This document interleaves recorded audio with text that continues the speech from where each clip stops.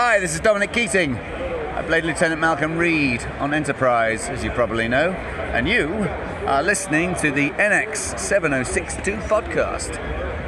Enjoy. Well, yes, you are listening to the NX 7062 podcast. Welcome, welcome, welcome, as they say in the Hunger Games. Hi, Nancy and Uncle Hairball and Time and Dave Gregory and everybody that has come in for this evening's show. I am so glad you're here. So, you know what? Let's get right to it. Let's talk about real quick. What's that show? Lower Decks. It was great. It was absolutely great to hear Chase Masterson and Max Grodenchek reprise their roles as Rom and Lita.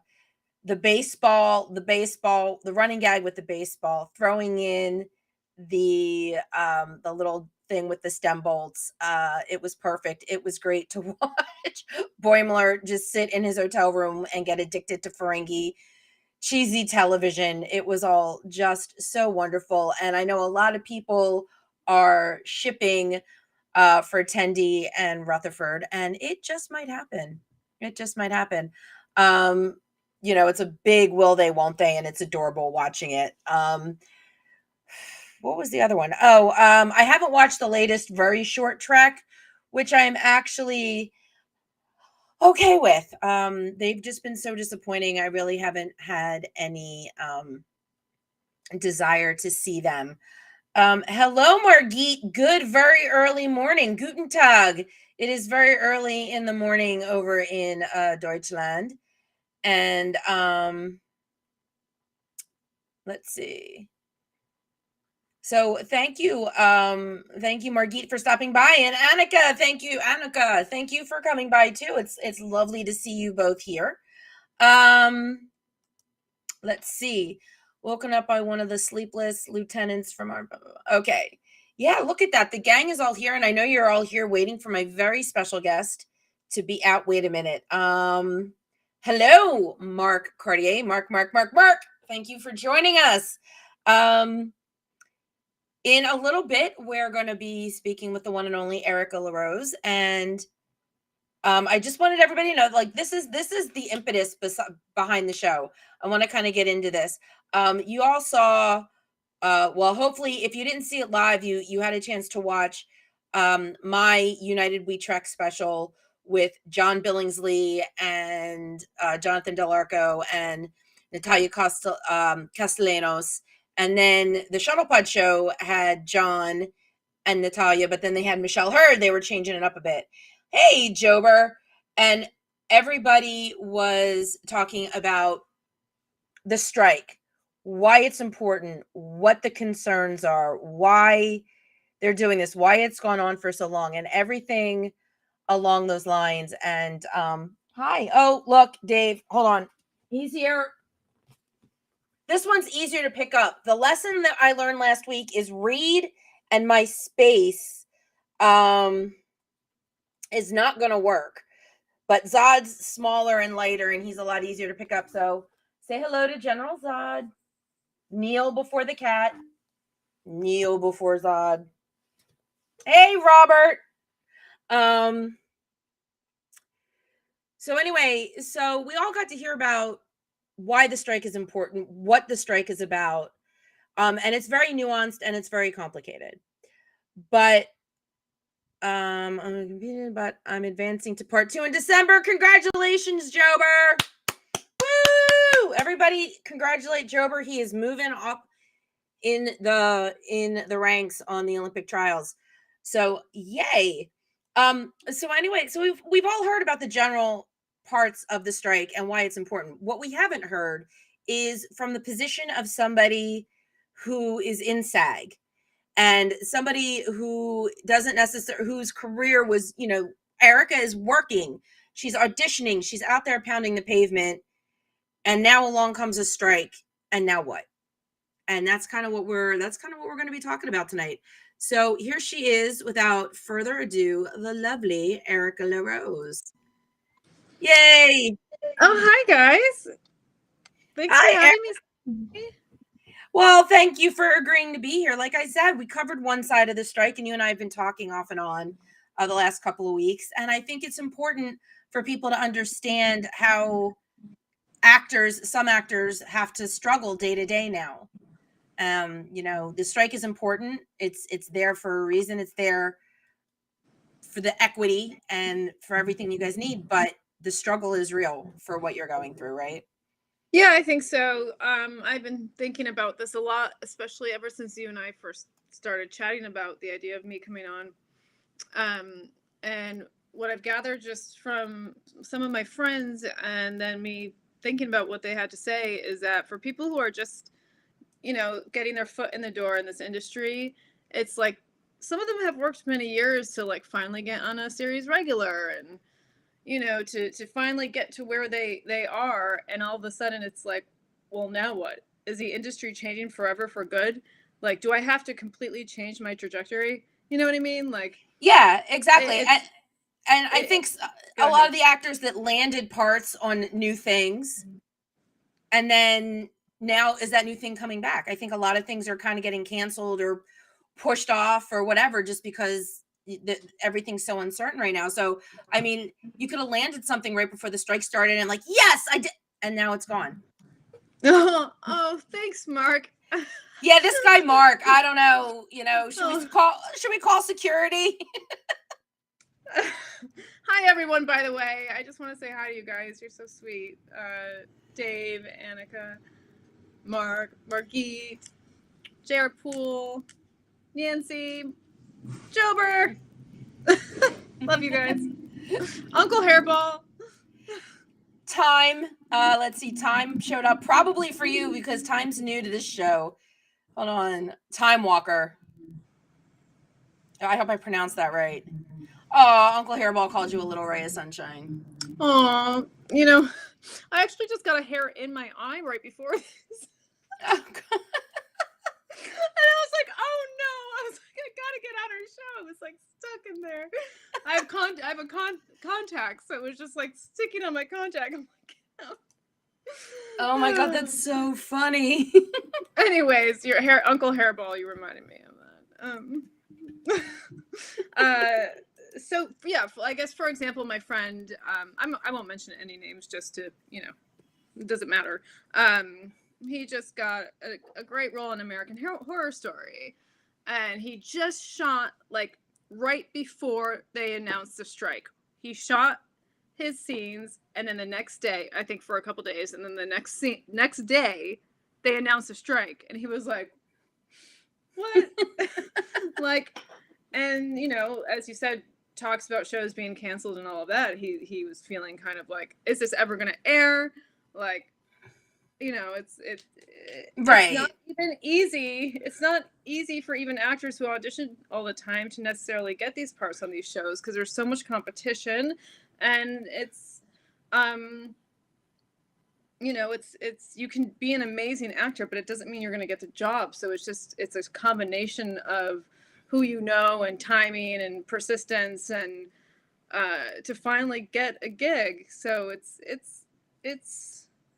kind of, it sucks for people. And especially people like you where, and we had this conversation the other day when we were prepping for the show. The way I look at it is there are people like, and don't get me wrong, I love all of the Law and Orders and Mariska Hargitay and Christopher Maloney. They're going to have jobs when this is over.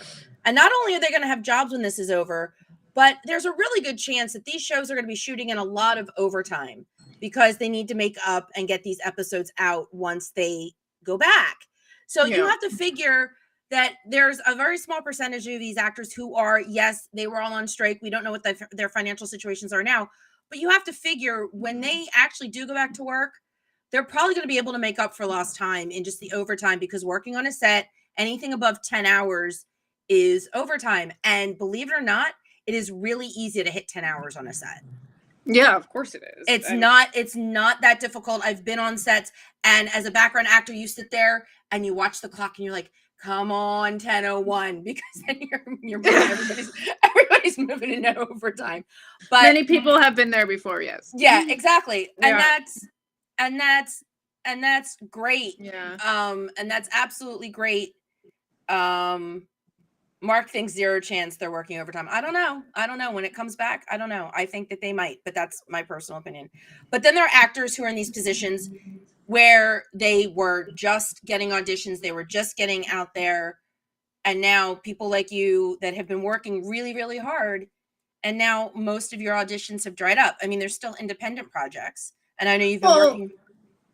Yeah, I mean, I can talk a bit about that. It's funny because I do have a lot of auditions coming in. I mean, it slowed down a bit recently, but in the about a month ago, I mean, I was slammed, but they were all independent projects, all, you know, ultra low budget projects, and sometimes, you know, it's everyone has good intentions and wants to get things made, but just because someone puts out an audition, it doesn't mean that it's happening, that the project is going to happen soon. I'm not saying it won't ever happen, but you know, when you get these TV auditions and these, like, you know, strong film auditions, like they're on a schedule and you know it's going to happen. And so it's like I was starting to build momentum, especially with my management team, on getting some great auditions, and then that, you know, it all stopped because of the strike. Not that I love independent work and I make my own stuff as well, so I'm not you know, making light of people who make their own things. It's just sometimes it doesn't happen as quickly as people would like it to, because it's hard. Yeah, I mean, it is. And like I said, I mean, you know, and there are just so many projects that, you know, nobody knows. I just went to, hi, Tiffany. Everybody's shopping. Tiffany. Mark is shopping. Tiffany shopping and chatting. JR wants to know if there are any Paramount Plus Vulcan auditions yet, but I'm not sure Plus knows what the hell they're doing with Star Trek next. I think they know. I mean, they know that they're doing a Section 31 movie. I'm pretty sure Rod mentioned it on the show last week that they are doing the Academy. Are they? For sure. Oh, great. Okay. I haven't had a chance to catch up on that. I didn't see all of it. So of course, yeah, I'd love to audition for that. You know, I think I just let my team know that I'm would love that. And we need to get you those. We need to get you headshots with Vulcan ears. And and JR Poole, he's here, right? He made me a really cool Vulcan. He did that Photoshop one. And thank you for that. Mark bought you a uniform, so now we just you've got ears and a uniform now. So I do, but I think I need, like, I don't know if I have like a solid. I mean, I have the red Uhura dress. Yeah, those are great. That's classic. It's classic. And Jober will, you know, Jober does really well when he dresses you in red, so we know that red works on you. So the red was a hit, and I still have more photos to post from that night. I'm going to do a whole separate post for that right before Rod's episode comes out. And thanks, Jober. The dress was so great that I wore it all night long. Time Walker, the podcast universe. I mean, you know, with the writer's strike, Stephen Colbert and some of his late night cohorts took to the podcasting airwaves, so to speak. And they were doing their thing, and then they stopped because the writer's strike was over, so at least they were able to come back. But like I said, I mean, the momentum for you and other actors that are in your situation, like at your level, yeah, that's the word I was looking for. It's just a hard break. It's hard for everyone. It's just different for everyone, right? It's like, I mean, Mark and I were talking a bit about it earlier, because I asked him a question. I said, you know, why, you know, AI is going to be an issue for everyone, but why is it not an issue for these? Because I was listening to a different podcast earlier who was saying AI is not going to be an issue for these big A-listers, right? And it's like, well, but he made a good point that it's not going to be, you know, because they have the resources to make sure that they don't get taken advantage of. Well, we don't necessarily have that all the time. So, you know, it's just It is a little bit scary, and something that I talked about with a friend of mine, and I'm not saying this will be the case or won't be the case, but even if they come to some good decisions that protect the actors, I mean, technology is the number one reason why I believe that the strike, that people in SAG-AFTRA strike. It's like things keep changing, and they need to figure out how that's going to work for the actor. So just because AI is here now, it doesn't mean that it's not, and even if they come to some good agreements, it doesn't mean that there's not going to be, more evolution in technology and more things changing or loopholes that will be scary again. So yeah, exactly. Even if I think what my friend was trying to say and what I agree with is just because decisions might be made to benefit the actor, and we all hope so, it doesn't mean that it's over. Right. Because as far as technology is concerned, what you work out today is definitely not necessarily going to be the problem tomorrow. Exactly. And, yeah. And again, I mean, I know, background people, it's funny. I think, and I could be wrong. But it's like, I mean, even back when they did, I think it was Willy Wonka and the Chocolate Factory, the original with Gene Wilder. Even back then, I believe they didn't have all the Oompa Loompas. They had some Oompa Loompas, and then they did something to make it look like more Oompa Loompas. So copy and paste. Whatever it was for copying and pasting back then in the 70s when they shot it, they were still able to make it look like more Oompa Loompas then. So that idea has always been there. And for specialized things like that, where you might not be able to get as many specialized actors, they had little people as the actors. In those kind of situations, it is very useful to be able to do something where you can make it look like a larger crowd. Absolutely. But how far does it go? Mm-hmm. And that's the problem. Like, that's the problem is drawing those boundaries between what's necessary and what's just taking advantage. Exactly. I mean, there were times where I was, whether it was helping a friend with, one of their commercials, or I would show up and be, and do background work, and I would talk to the background actors, and they were like, that's what they did full time. Yeah. And it's not like, and some of them just, it wasn't like really enjoyed it, and that was their bread and butter, and it's like, now what? Yeah. I would have loved to have made back at one point, if I didn't live as far away from New York as I do, I would have loved to have done more background work. But for me, background work was just like a little side hustle, because half the time it's just like my check was eaten up, at least halfway eaten up, just by getting up there and parking and figuring out how to get in New York. But I loved it. It was a lot of fun.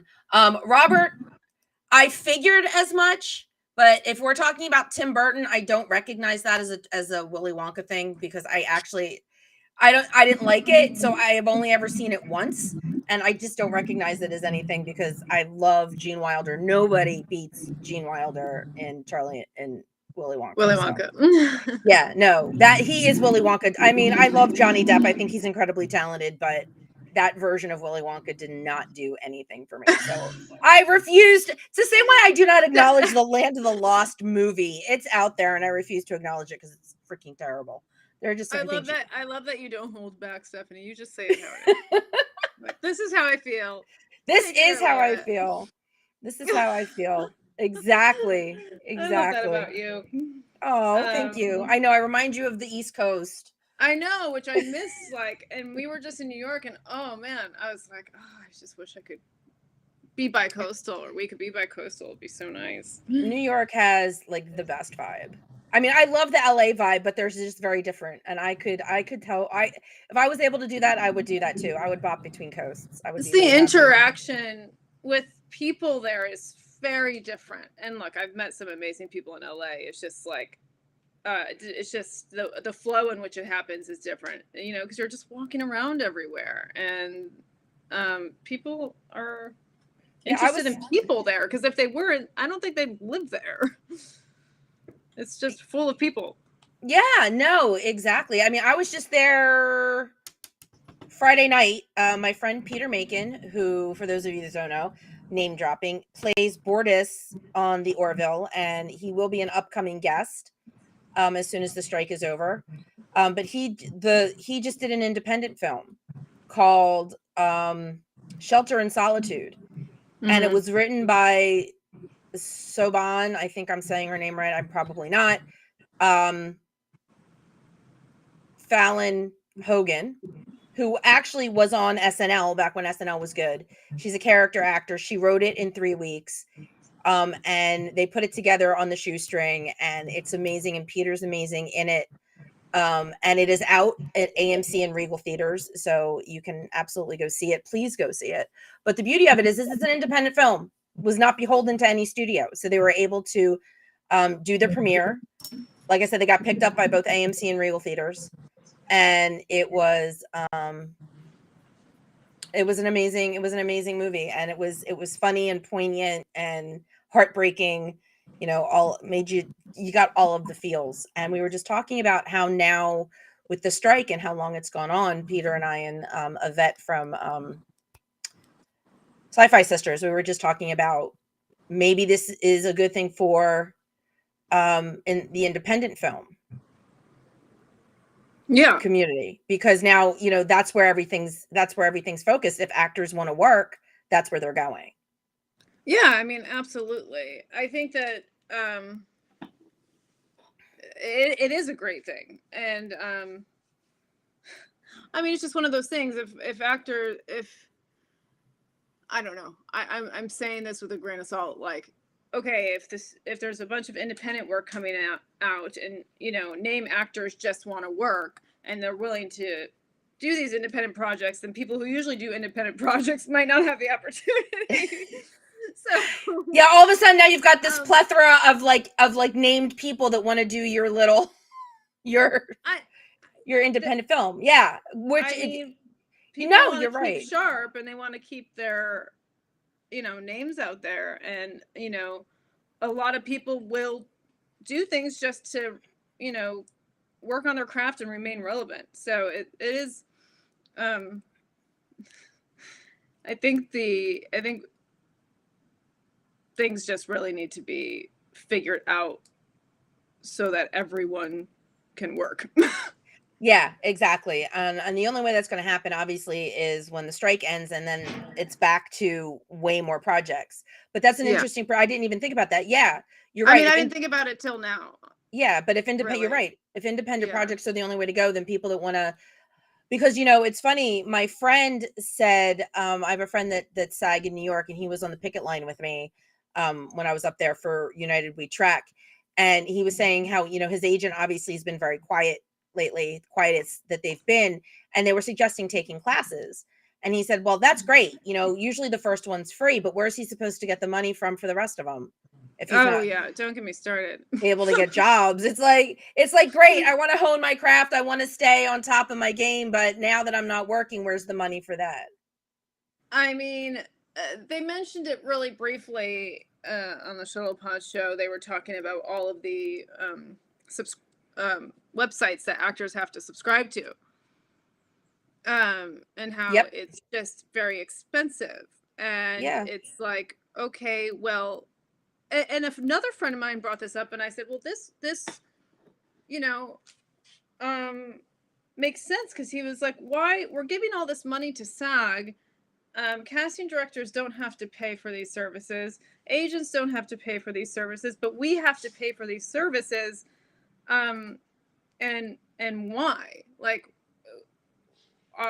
he doesn't understand, and I agree with him. Why can't SAG have these resources for SAG members to use for free?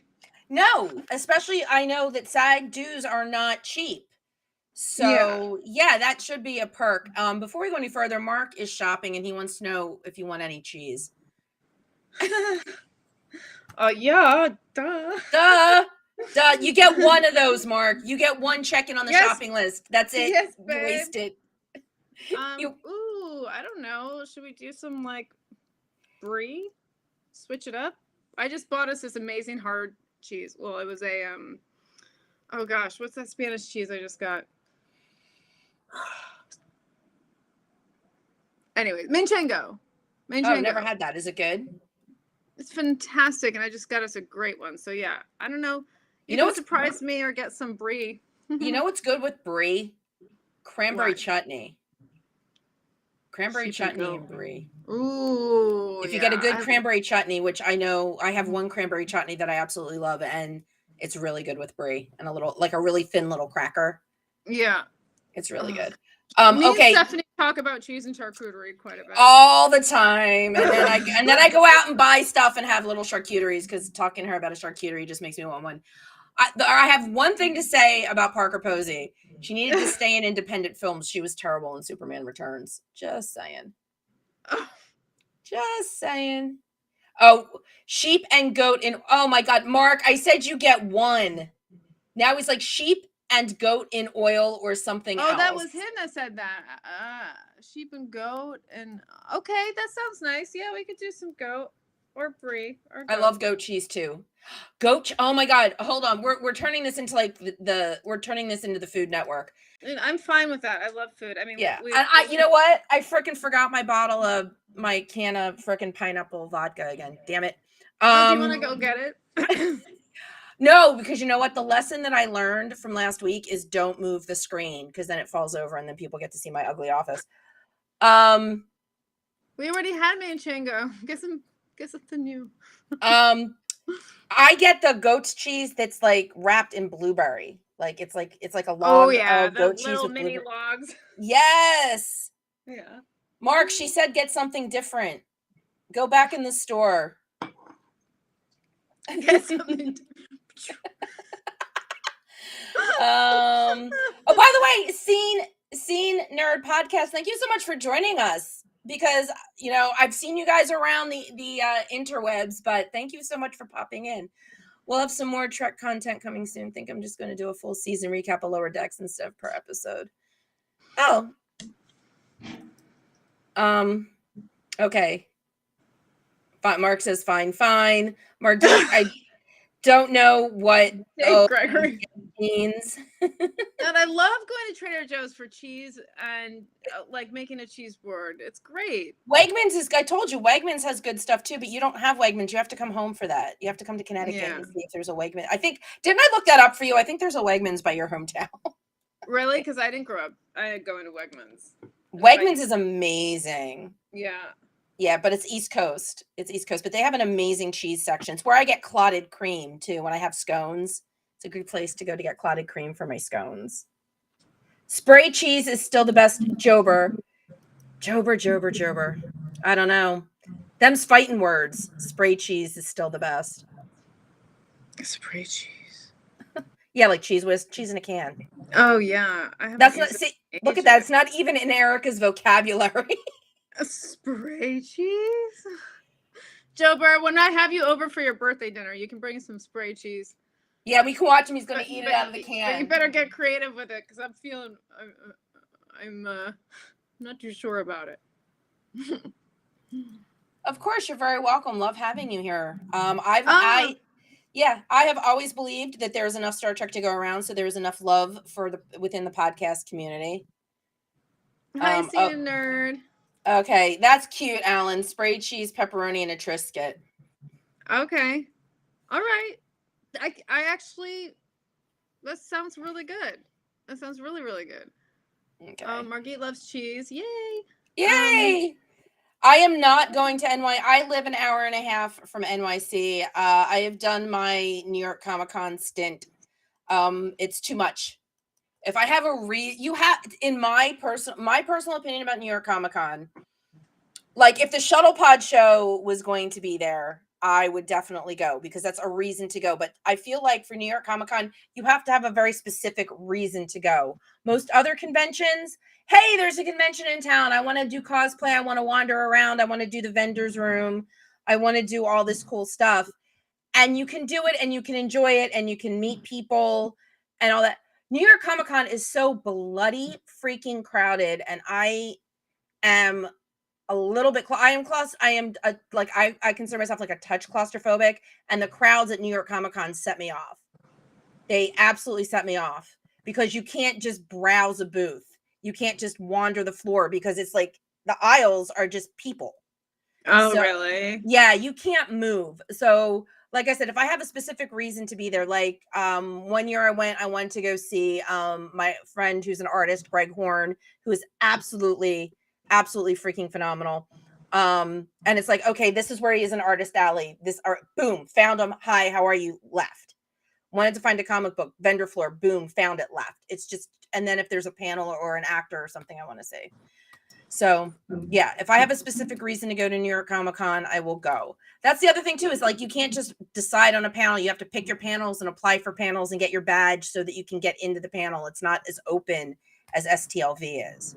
Oh gosh, I wouldn't even know where to start. I've never been there. Yeah. So if one of these days the Shuttle Pod show gets there, I am there. I am there to work the booth. I am there to support, but I don't go to New York Comic Con. Plus parking's expensive there in that area. So that is like it would make sense for the Shuttle Pod show to have a booth there? Yeah, I mean that's the East Coast mecca of Comic Cons. Okay. That's the East Coast version of San Diego Comic Con. Oh, okay. Let's see. What does Time have to say? I felt that way at Walking Dead Con 1 year. Felt like cattle, but once able to speak with actors, it was a great conversation. Just took a long time, lots of patience.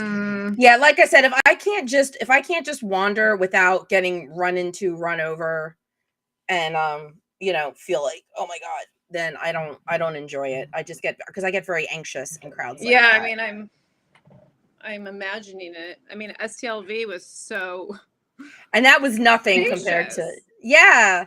Well, that's the thing. Fantastic. Even with all the people walking in and out, that was a lot. But I mean, it was fine. Yeah, no.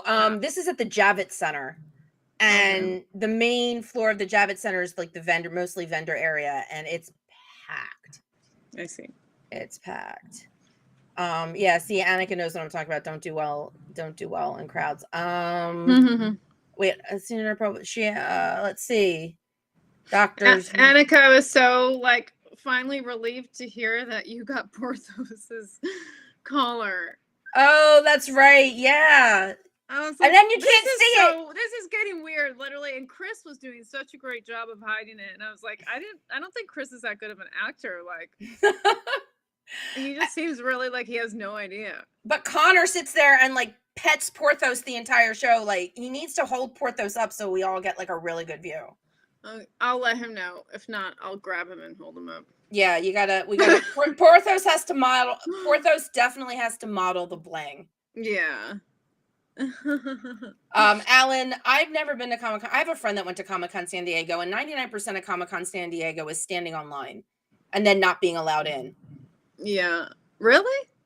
For what? For panels, you'll stand online for hours, and then they'll be like, "Oh, sorry, it's full," and then you can't get in. So you're clearly not paying in advance for these, then. Oh, well, no, you don't pay advance. You pay, obviously. San Diego Comic-Con, like you pay for your ticket and you go, but then it's like, oh my god, I've got to be in this Star Trek panel, and then you stand on these huge long lines, and then when the room hits capacity, they're not letting anybody else in. So like you stand online, and then you could end up losing out because the panel. Oh, that sucks. Mm-hmm. Yeah. I actually got an invitation to go. That's funny. You have to tell Connor this too. Jared says holding Porthos is grown man adorable. It is cute. It's his little his security blanket. Security dog. His emotional support Porthos. Chris Hunter, who is the son of Jeff Hunter, I had him on my show a while ago, right before Strange New Worlds, and he had some lovely things to say about looking forward to Anson Mount coming on as Captain Pike, because that's his father's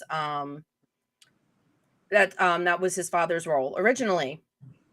And somehow Roddenberry and CBS found out about it, and they reached out to me asking how to get in touch with Chris. So I told them how to get in touch with Chris, and they actually invited Chris to San Diego Comic-Con for the big Star Trek panel. Oh. And cool. Chris is like, they told me I could bring somebody. Do you want to go? this is like a week before. I'm like, how am I supposed to get a flight and find some place to stay in San Diego a week before the convention? So I couldn't go, and I would have loved. I would have loved to have had. That would have been a reason to get out there. Of course. Jober's. I don't know, Jober. Is this about job security, or are you being honest? Haha. I think it's honesty. 100%. Oh, Jober, no, thank it is. you so much. How's Connor doing with his foot? I don't know. I wish I had the answer. I have no idea. If Mark's in the chat, maybe he knows better than I do. Well, I'm sure Connor went home and was just taking care of it. Connor and I actually, that's what we talked about at STLV one night. I'm like, so how's your back? I'm like, we're literally just swapping backstories. I lost track of people's injuries because, like, you had, I mean this seriously, and I feel, bad for them, but like, Dominic was out for a moment, and then he hurt himself surfing, and then there was one day where he hurt himself surfing, and he showed all his bruises, and I was showing my burns, and Connor had a bad foot, and I was like, okay, I don't know. Everyone just keeps having a little bit of a hiccup here. So yeah, I mean, I'm just gonna assume everyone, as long as I know I'm seeing them the next week, I'm gonna assume they're well. You need like a little sign in like the 1 week without injury, 2 weeks, and see how long you guys can go without hurting yourself. Yeah. Oh, I didn't know that, Mark. That's funny. I missed that. Okay. I wasn't going to say there anything. You go. I mean, Jober, he does a 6-minute core strengthening workout every day. Back pain is gone. Working out and stretching, and I'm such a hypocrite saying this because I used to be such a workout freak, and I really want to get back into yoga and running and all of that because it really keeps you strong and it keeps you aligned. Yeah, and it keeps like weird pains away. So good for you, Jober. Yeah, I mean, I would love to do that. First of all, I'm a lazy ass. I am more than willing to admit that. Plus, I am paranoid about my knees because I have knee issues. Even after my surgery, I have knee issues. And I go running to the doctor. I went to the doctor and I got a cortisone shot in both knees before I went to New York for the picket. I'm like, I need to make sure that my knees are, and the shot didn't even last a week. And I was having knee pain again. Of course, if you have knee issues, you should not be running around. Yep. Mark. Yes, Mark. We are all anxiously awaiting. Some of us would like to, start making arrangements. I need to get my application in to work as a volunteer. So trying to set a date in March and to choose which episode and which play to do. I thought you were doing another Neil Simon play. I thought that was, I think Neil Simon writes really great for a pair like Connor and Dominic. I think he's probably got something else that would work. But I am not a producer. That is just my suggestion. As far as the episode, can we do, because it's coming up, because Heroes and Icons just went back to the beginning. Unexpected, the one where Trip gets pregnant, would be funny. Because see if you could get somebody to put nipples on his arms. Which play does Erica want? That's sweet. Thanks for asking, Mark.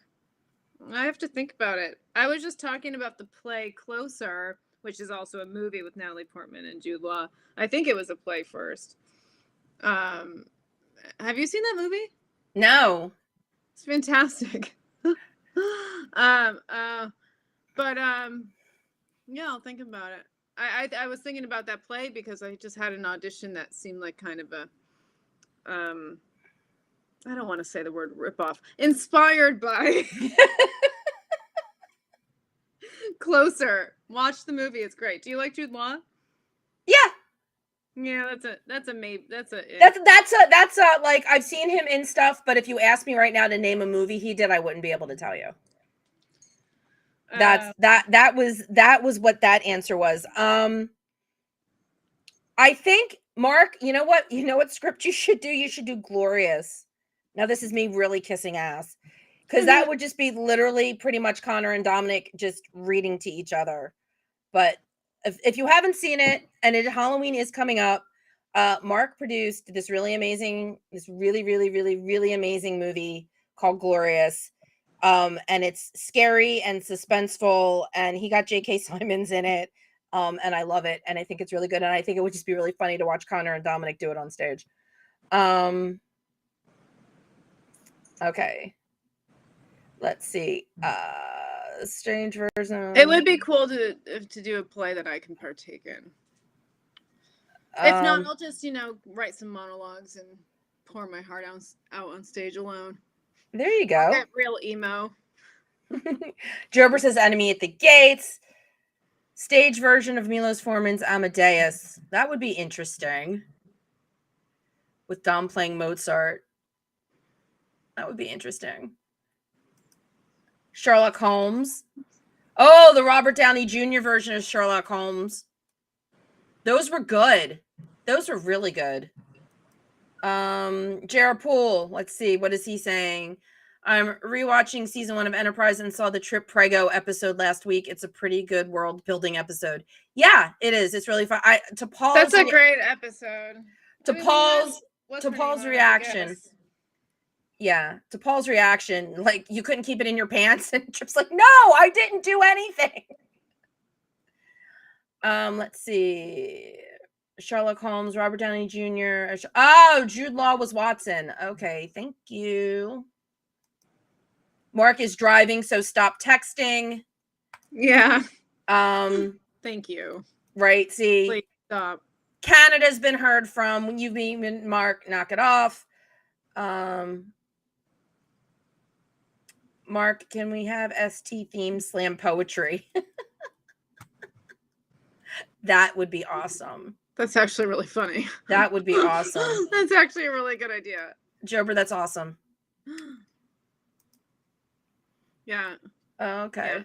Yeah, like I said, you guys are better than IMDb. I'm telling you. You really are. You're better than IMDb. Mm-hmm. So,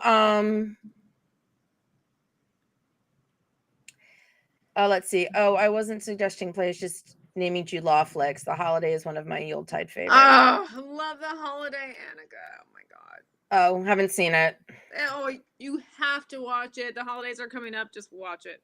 I am probably one of the only people on the planet that has never seen A Christmas Story, and I actually told that to Zach Ward. Like, never seen it. It's on TNT every year. Never watched it. Oh, you love it too, Tiffany. It's Stephanie. We can watch it at the same time if you want. We can Zoom and just like have a little watch party. Actually, you guys can come too if you want. We can just have the holiday watch party. That would be fun. We'll talk. Okay, so my holiday go-to is usually Dr. Seuss's The Grinch and anything claymation. And see, Nancy hasn't seen it either. There you go. There you go. A lot of people have it. Yeah. Put together a watch party on Discord.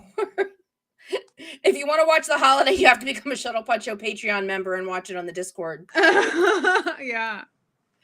Ta-da. I like that. There you go. We can do that, right? That's a thing. Yeah, you could do. Yeah, you guys have the Discord. You can do whatever you want. Yeah, Last holiday I love Queen Latifah. That's something I'm hoping is coming back, is her Equalizer. She's the Equalizer on CBS. Another Paramount thing, and it's freaking awesome. The holiday party. I like that, Alan. Let's do it. There you go. Little fun community watch parties. Speaking of slam poetry, oh, hold on. Anthony's getting a shout out. I would love to hear Anthony Montgomery's Star Trek rap songs. Okay. Yeah, you know what? It doesn't mention Christmas at all. It's holiday, as in British vacay, but does take place in late December. Not sure what that. Okay. I never saw it, so I didn't know what the holiday, what it was. So, let's see. I think that we should do Neil Simon's Rumors for the play. It's great roles for the guys, great role for Erica and some other Star Trek actors. And for the episode, I love Trip Pregnant. Yes, yes, Unexpected for the win. It's a great episode. Listen, if you tell Connor and he's pissed, don't tell him where you got the idea. If he loves it, then I want to take all the credit. Oh, he wouldn't be pissed. Why? It's like, Connor, we want to make you because somebody's going to tell him he's got to put those nipples back on his arm. Give him $100, he'll do it. That's true. That's true. Get somebody from Patreon. Be like, donate $200 and Triple actually do the arm nipples again. Yeah, and some blue underwear maybe. Yeah, there you go. Actually, I think the only thing he would hate is thanks, Alan. I think the only thing he'd hate is if somebody told him he had to do Inner Mirror Darkly. Outside of that, I think he'd be good for any of them. But yeah, Unexpected is fun, and everybody, it's definitely got more roles in it. Yeah, I think Travis might have more than like 2 lines. I'm trying to look up something. Oh yeah, okay. Well, that's with I just needed to look it up. Julianne Christie is who got him pregnant, and she was on the Shuttlepod show. Yes, she was. She was one of your first guests. If she was, she's so awesome. Like, I had a great time with her and hanging out with her as well. And it would be so cool if she lived close by to have her for the watch party. But yeah, no, that would be awesome if she came down. She's in Canada. Celebrating Thanksgiving. Happy Thanksgiving to all of our Canadian viewers and friends. Happy Thanksgiving. Stephanie K, I have not seen that either. Some people think of that as a Christmas movie. It's great, but grimmish. Haven't seen that one. Haven't seen it. Nope. Oh, Mark has confirmed. Yay! All right. So let's see. So we've got the movie nailed down. We've got the play that they're going to read. We've got the episode they're going to read. We've got slam poetry. Now we just need a date, Mark Cartier. We just need a date. Make sure you talk to me too. Yeah, make sure you consult Erica, because hopefully, well, here's the thing. Now to get back on topic, I would assume that this little thing like reading a script on stage doesn't have anything to do with the strike, because it's not promoting anything. That's a good question, Stephanie. Yeah, I mean, I would like to think that the strike would be over by March. I mean, that's March. We all would. Yeah. But yeah, I mean that's the other thing, people, it's funny to watch people complain. There were a lot of people that were complaining, the actors couldn't talk about stuff at STLV. They couldn't talk about, they couldn't say the words Star Trek, and they couldn't do this. It's like, and people were upset about it, and why are they doing this? And I'm like, because they need to right now. Like, that's the thing. When acting is your main, that was the other thing. When acting is your main source of income and it gets taken away, what are you supposed to do? You need to go out and find other things to do. Yeah, I mean, you can't, look, this is how I see it. Everyone has a right to make decisions for themselves, by themselves. And if you don't like a decision someone makes, then that's fine, but you really shouldn't get upset at them. Yeah, I mean, unless they're hurting people. Right, exactly. Because, it's like every actor has the right to decide to, like, come on the Shuttlepod show. Well, we haven't really had actors, but we've had writers and stuff, and like, they can just decide that they don't want to come on the Shuttlepod show, for example, because they don't want to have to bleep out certain words, right? like that word with everybody. Yeah, exactly. But if they decide that they want to, still be present and show up, then then they have the right to decide what they want to say or not say. Yeah, exactly. All right, Jober, only because I like you and because you're a past guest, we'll let you do a shameless plug for your brother. He's going to be on Jeopardy tomorrow, returning champion. All right. Well, good luck to Jober's brother. He's good luck. Such a sweetie. He's always, supportive. Your brother's so sweet. We need to all hang out sometime. Well, and we wish Jober luck on the rest of his trials. Woo! So I like cool. that. Wow, how exciting. Annika's like a bunch of underachievers in Jober's family. Yeah, you guys are just terrible lazy. Aw, and then you, Mark. Well, I don't know. Jury's still out on Mark. Jury's out. Mark I'll put Mark in my top 5 if he gets me Connor and Dominic for the show. That's my shameless plug top for the 5 night. only. Oh boy. Yeah, well, Jober's gonna have to get bumped if I get Connor and Dominic. Somebody's gonna have to get bumped because then it would be no. If I got Connor and Dominic and Erica and Mark and Jober, that would be my top 5. I like Mark's as Jober.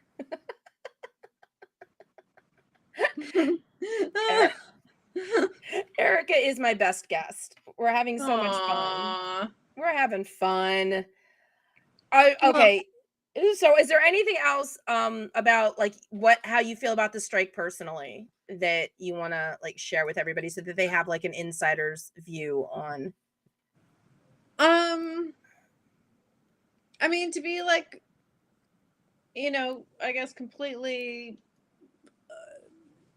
open about it. It's like typically during tough times, I tend to just like kind of keep going and be proactive and like not really like I'll understand what's going on around me, but I don't like dwell on it. But I feel like for the first time in my career, this is really different, right? Because to me, like, this is not just like a residual thing that needs to be figured out, which is really important. Obviously, the fact that like there's all these tech companies that have these streaming services that are not allowing actors to get paid appropriately, like this is a huge issue, but this can be resolved. Whereas like technology, like AI is like super scary, I feel like. Yeah. I mean, and it's like, and like John Billingsley talked about, this is not just like, this is just like, he talked a lot about history repeating itself and how this is like more of a like global message and not just, SAG and AI or like actors and AI. This is us, as human beings taking control of our future. It's not just AI and actors and writers, you know what I mean? So for me, this is the first time in my life that I'm kind of like, this is a little scary and really important because it could totally change everyone's life. You know what I mean? Yeah. So, yep. Yeah. All right. So Mark, being the producer, wants you to rotate your camera to kill the wall. I already tried that. Thank you, Mark. Always the producer. Always the director. I kill the wall and I get something else. So I picked, So you're having the same problem I do. The strike's an opportunity to learn about what's happening. That's very true, JR. Heroes was so long ago. All right. Points for anybody that can name me the Enterprise actor that was in Heroes. Because George Takei, we all know George Takei was in. But there was an Enterprise actor that was in Heroes second season. It's an opportunity to take more control of your career and understand how the business is done in reality.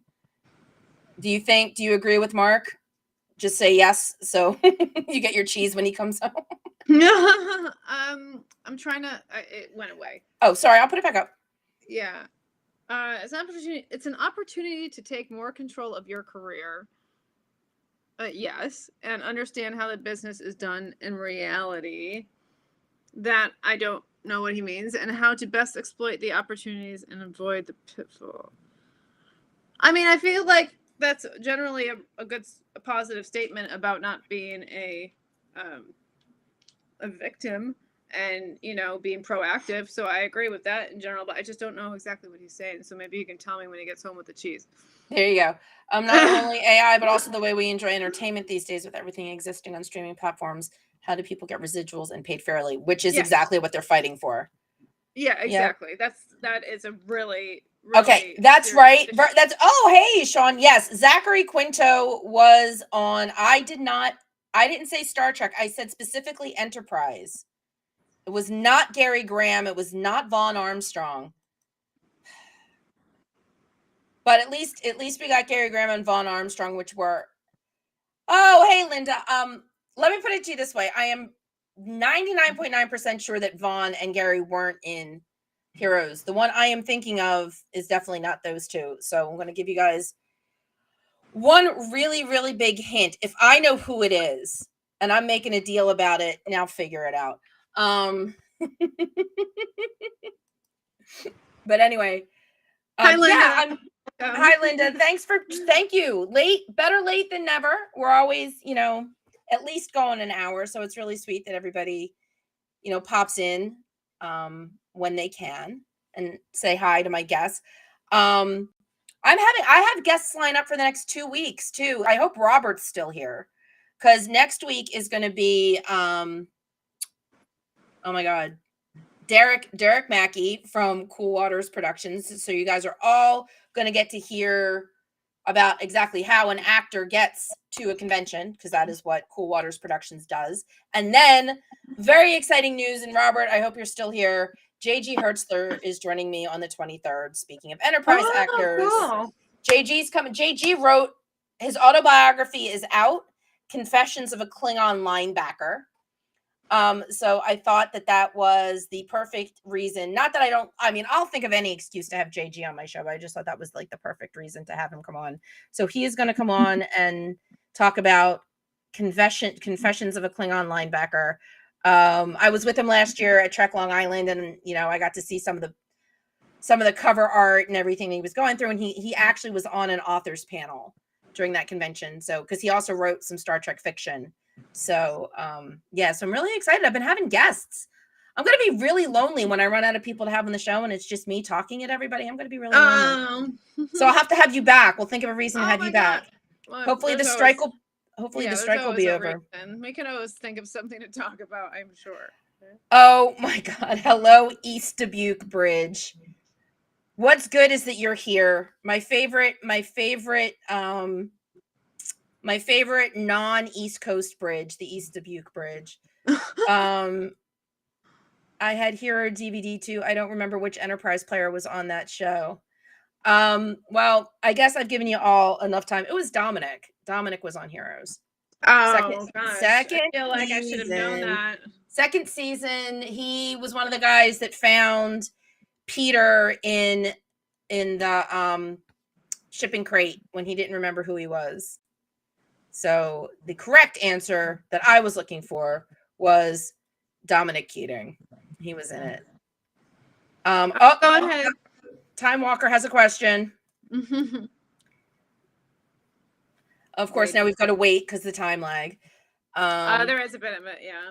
Yeah, you'll have to. Yeah, Dave, you'll have to rewatch right in the beginning of the second season opener. He played an Irishman. He was like the Irish mob, and they were holding Peter hostage for a while. I don't know if he died because I haven't finished watching those episodes, but it always seems like whenever Dom's a guest star on anything, he dies. I'll be in Minneapolis next Monday away from my computer. I will try to watch on my phone, but I don't quite get how to join the chat on my phone. It's complicated. You have to kind of like slide around. And you can't @ people on your phone. It's annoying. Like you can't tag people in a YouTube chat, and you kind of have to look. And you kind of have to look for it. I was struggling with that on my iPad, but then I kind of figured it out. Yeah. I don't know if iPads are the same thing, but I know on my phone it can't @ somebody. I was watching Heroes and Supernatural at the same time. Too many faces jumbled. Oh my gosh. Oh, that's so funny. Yeah, I mean it's there. I did it last week. When you said I know if I know it, I thought it could either be anyone who's ever been on it or had to be. Yeah. Yep. Dom or Khan. Those are my guys. Dominic was also in an episode of what is it? CIS New York. I admit I have stalked his IMDb page. If anybody has any ideas what I should do for a Halloween show this year, I would love that. It's always got to be Trek and Halloween based. I have to figure out. Oh, you just do it on the Monday before? Yeah, it's going to be on the 30th. Maybe that's when Erica should come back on the show and you can dress up like a Vulcan in your Starfleet uniform. All right, let me Maybe that's when you should come back. I'm But looking at the calendar. yeah, because it's yeah, and then I could go to karaoke on the 31st actually. It's a bit wonky on the phone. Yeah, be good if you can log on. Oh, okay. Yeah, it's so much fun. I love watching the chat go by and realize that everybody's having a conversation and it has nothing to do with me and everybody's just enjoying talking to each other. Okay. I'm supposed to ask Erica. Are you excited? A German Zimmerman. You're asking her to choose? I think he's just asking me if I'm excited. Or Doug Drexler live. I'm still waiting for what's his name?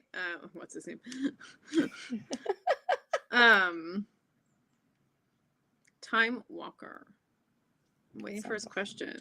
Mark, yes, I'm excited. I have to get on that trivia right after I get off this Zoom. So yeah, Erica's got trivia for Herman Zimmerman and yeah. So this is a question for Shuttlepod Show people. Is this going to be the thing now? Something live on Wednesday and something taped on Sunday? Is that like the new thing? Or I don't think so. I think it's just we're in a trial period. Unless Mark wants to make some kind of announcement that I'm unaware of.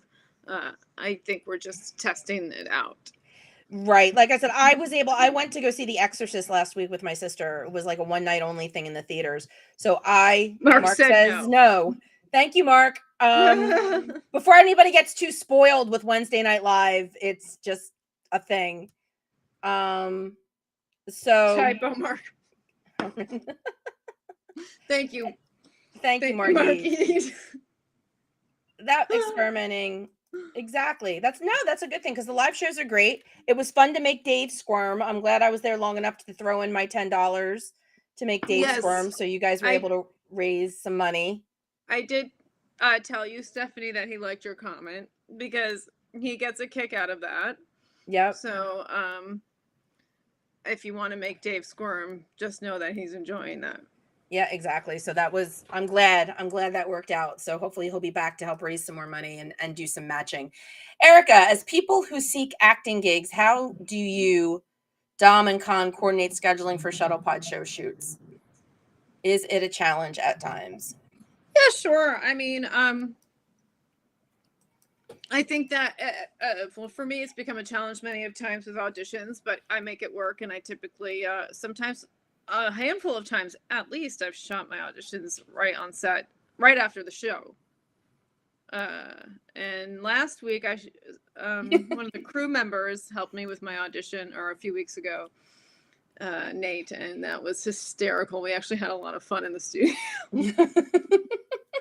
I was cheering on NASCAR. It was very funny for a commercial. And as far as gigs go, I mean, I did this quick gig in New York a few weeks ago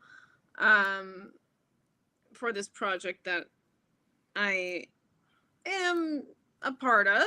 And when I say I am a part of, it's because I'm, it's in the early stages, and I may also be like producer creator on it. So I am not going to say too much, but we were supposed to fly back in on Tuesday and then shoot Wednesday. Like we were going to come in the middle of the night and then shoot Wednesday.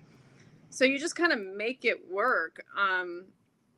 But then we didn't shoot that Wednesday, which was such a relief because then I got to stay in Connecticut and with my mom one more night, and it was really nice.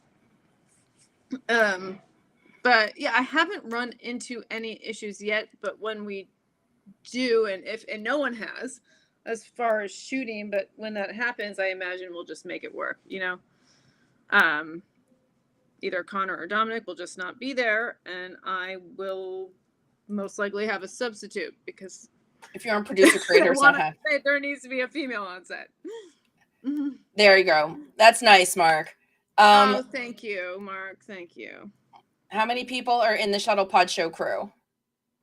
Oh, well, that evolves a bit, but let me start to count here. 2, 3, 4. I would say we usually have 4 to 5, and then with photographers that gets up to like 6 to 7. What, Mark? Crew? Mark says 12. Okay. I'm missing. You're missing a couple people. Okay. We can talk about this over cheese, I guess. Maybe he means in total of people we use. Oh, that aren't just necessarily like on There. set. Yeah. Yeah. Gotcha. Is Oh, there plus us. Yeah. Okay. So now he's making more sense. Yeah. No, Um, I wasn't even counting you, Connor, Dominic, or me. I was counting just the crew. Is there any or a lot of international work? Can you get booked or for UK? Oh, gosh. You could even get booked if for I- Canada. You could do Canada. I mean, you don't even have to go that far, right? You could do something in Canada. I would love to go anywhere outside of the United States. I'm actually there's one site that I haven't signed up to yet because I'm already on like 6 or 7 submission sites, but there's a Euro one.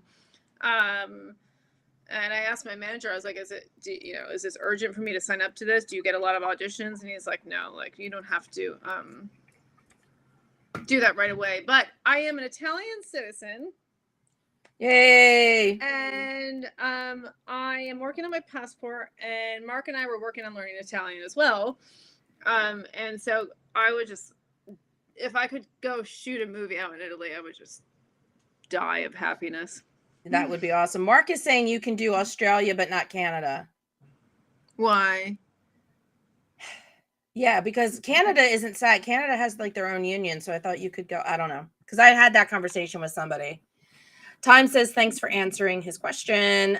Yeah, that's a great question. Thank you. Yeah, it's just kind of worked out so far. So yeah.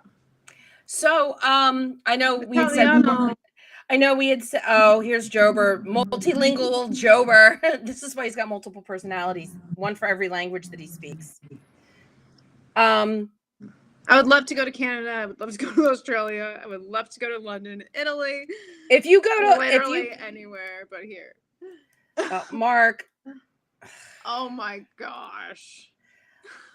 Oh, whatever. Okay. Well, if you ever get that's suave. I love it. Yeah, just slide that in there, Mark. Real nice. LaRose.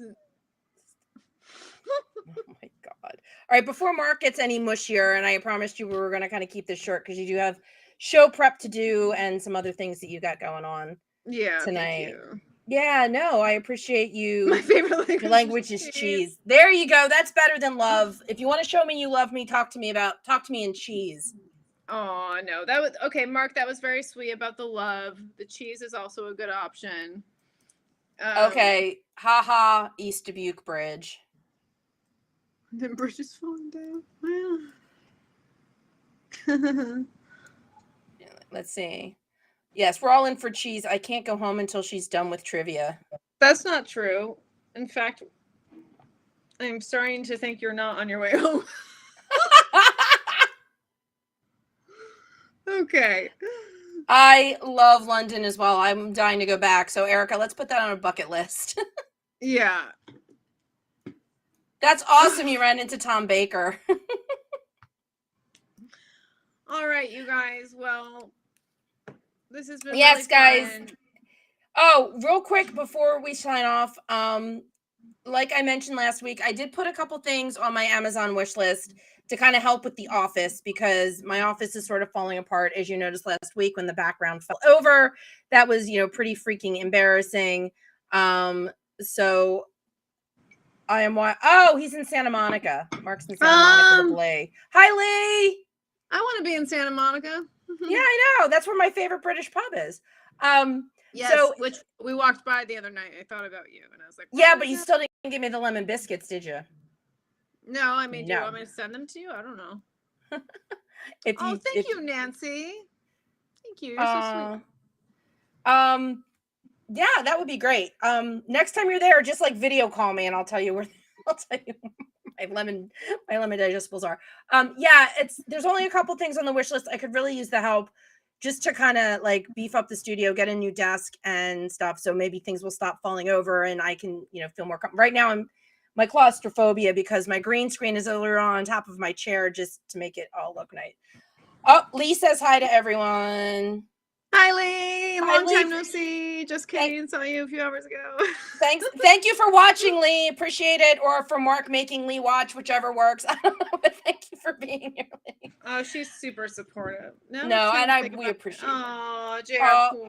Thank you, JR.